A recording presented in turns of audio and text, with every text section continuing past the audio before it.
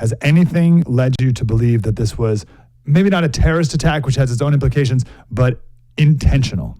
Well, let's think about what we know. We know that approximately 4 minutes and 20 seconds before the point of impact, the ship had a total onboard loss of power. And that deprived the ship of the ability to steer, and it began to drift towards the piles of this bridge where it struck, and the bridge then came down. Everybody knows this. The question is, how precisely did this chain of events begin? How did that loss of power at approximately 4 minutes and 20 seconds before impact start? That is what we don't know. Now, in terms of what we're being told by the US government, the FBI, for instance, their field office in Baltimore have said, in their preliminary investigations, they're seeing no reason to believe that this is a terror attack. I guess we just have to take that at face value, don't we? As much or as little you may trust the FBI, and God knows I have little enough faith in the organs of the state, that's the information we're being given. So looking at what we know what happened. We still don't know why. Is it a mechanical failure? That seems like, is it Occam's razor? That seems like the most likely cause. Then again, we have people claiming it could be terrorism. We don't know either way. It's possible, but I'm not seeing evidence for that yet. I've seen claims that it was a cyber attack. The computers on board the ship were attacked, and it shut down the engine at that critical moment. And the people who did it knew that was exactly the right time to do it, to send it careening into the support of that bridge. Again, I simply do not know. I have no evidence for or against this. However, to be perfectly honest, I can see why people would think about that sort of thing. In fact, something that we've been writing about at Breitbart London a little bit recently is Russian interference with GPS. Not saying that Russia had anything to do with this, but this is an area which sort of feeds into that idea that you can actually hijack a ship. And this is called GPS spoofing. A lot of navigational systems on ships these days, especially particularly large and expensive ones, like we're looking at here with the MV Dali, are essentially automatic. And they take data from GPS and they think, I want to be here, I'm here, and I'm at this other place. The shortest route between these two places is this, therefore I'm going to steer that way. Now, if you can spoof the GPS, which is to say interfere with the GPS signal, you can make that ship think it's somewhere else. And the computer goes, oh my goodness, I'm going the wrong way. I need to make a course correction, say 30 degrees to starboard, to get to that place I want to go from this new place that I believe I am. And that has actually been tested successfully in real life. Now, if you are somebody looking at the footage we had yesterday morning, where this ship that's, making good progress down the channel in Baltimore, heading towards the safe crossing point underneath this bridge, and suddenly it makes a deviation to starboard, and you don't necessarily understand why. And you've heard these stories, which are absolutely true, about interference with GPS and the ability of relatively unsophisticated actors to spoof GPS. That might very well seem like a credible answer. Like I say, we just don't know yet. Here's a really interesting story about this GPS spoofing, by the way.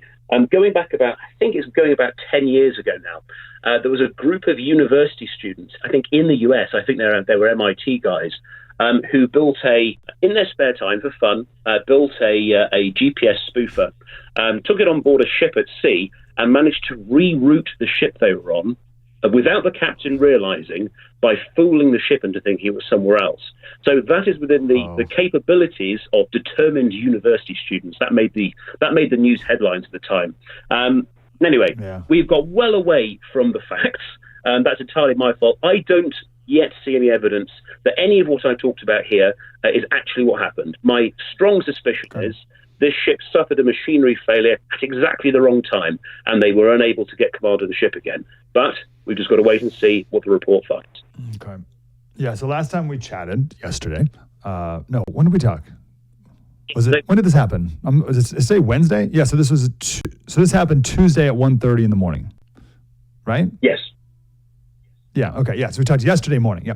So when we talked yesterday morning, it was 6 a.m. Eastern here. Everyone was just waking up to this. There were a ton of unknowns. And now, 24 hours has elapsed. But you brought up yesterday these pilots, and I've never heard of this before, but you have these pilots who will hop on board the ship to navigate through the local port here. So I spent way too much time watching videos of pilots getting on these ships, which is crazy. They go on these little tugboats and they hop on a rope ladder and climb on board, which is insane. But have we heard from these pilots, these Baltimore pilots?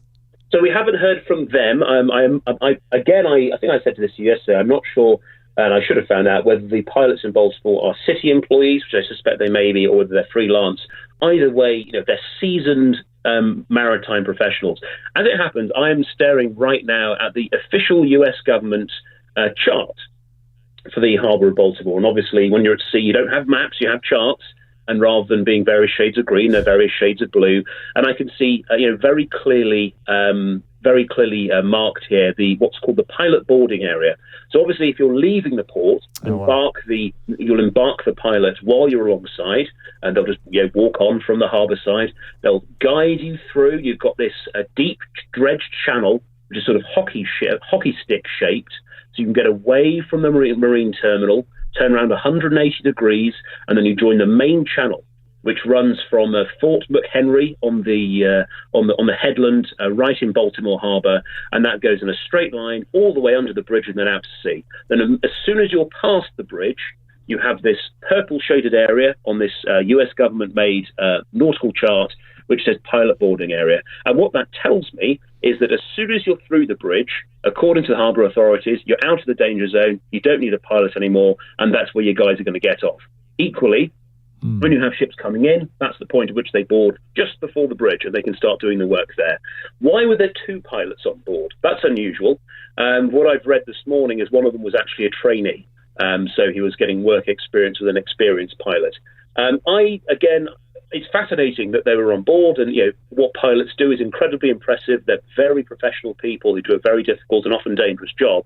I am not looking at the evidence in front of me and thinking that the pilots were a causational factor in this. If anything, having a level-headed, experienced mariner on the bridge at the moment at which they lost power and were rushing to get things started may have actually been a benefit, because it could have been the case that you have the crew of the ship, the permanent crew, who I think were 22 Indian citizens, so both officers and men, Indian citizens. They may have been fully engaged in trying to get power back on board, and that may have left the pilot, who would have a handheld radio, able to talk to shore. He may have been able to do we're in a situation here, harbour office, you need to get that bridge clear, which they did.